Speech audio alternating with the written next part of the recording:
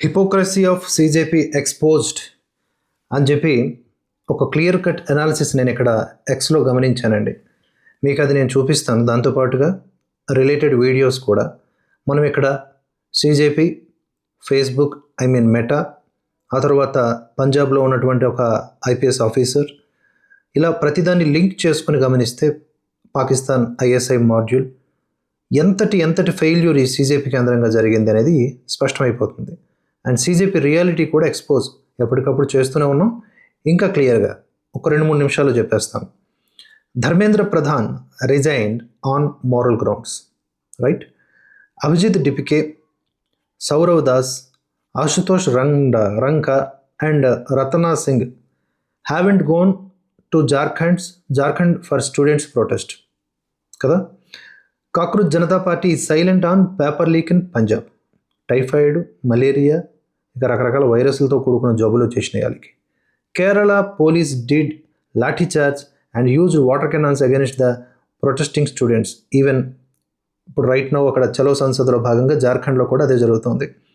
Kerala police have registered more than 100 cases against the students, and yet CJP haven't asked Rahul Gandhi, Congress or Kerala government to withdraw cases against the students.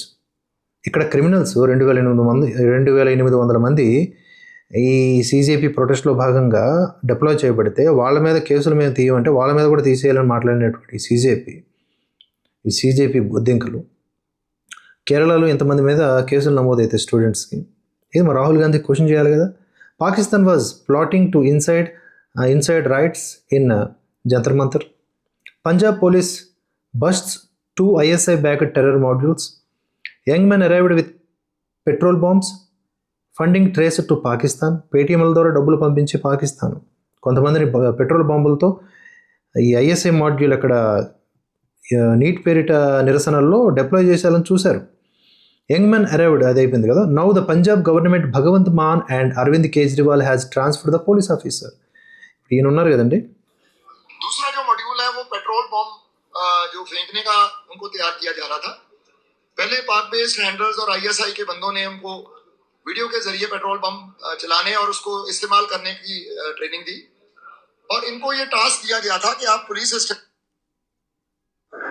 दूसरा जो module है वो क्या था कि आप कोई पुलिस या कोई यूनिफॉर्म फोर्स का कोई भी बंदा उसको टारगेट करोगे. तो ये सारे ज्यादा इस मॉड्यूल में एक को छोड़ के बाकी जुवेनाइल हैं तीनों. और मुझे बड़ा इससे बड़ी सैड बात है कि 15-15 साल के बच्चे ये काम में लगे हुए हैं और वो भी हमारे. ఇలా ఆయన ఎక్స్పోజ్ చేశారు కదా. అలా ఎక్స్పోజ్ చేసిన తర్వాత ఏం చేశారు వీళ్ళు, అతన్ని బదిలీ చేసేసారు.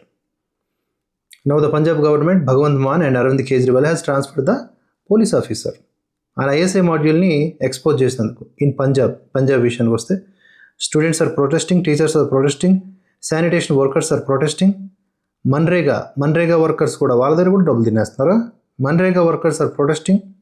Now Punjab roadways, Punjab PRTC employees are protesting too. But CJP is silent. This is some crazy revelation by Meta on CJP protest. During the CJP protest, there was a large amount of money being paid to promote some particular types of content and targeted some particular age group of audience too. Meta officials accepted that there was some harmful content which was not restricted by algorithm. Accept చేశారు. They also accept that due to platform error, PM Modi video was removed by platform. The craziest part is who was paying all this money to promote the content defaming India and Modi government అనేది ఇక్కడ question. అది change చేసే పనిలో అధికారులు ఉన్నారని ఆశిద్దాం. కాకపోతే ఇది సీజేపీ తాలూకా రియాలిటీ, సీజేపీ తాలూకా ఒరిజినల్ నేచర్. దీన్ని మనం ఎక్స్పోజ్ చేయాలి. వీళ్ళు ఎందుకు మాట్లాడట్లేదని బయటకు వస్తారంటే ఏదో కొత్త ప్రోగ్రాంతో బయటకు వస్తున్నారంట. సెప్టెంబర్ వరకు వీళ్ళకి హనీమూన్ పీరియడ్, తర్వాత సెప్టెంబర్లో ఎప్పుడో వస్తారంట.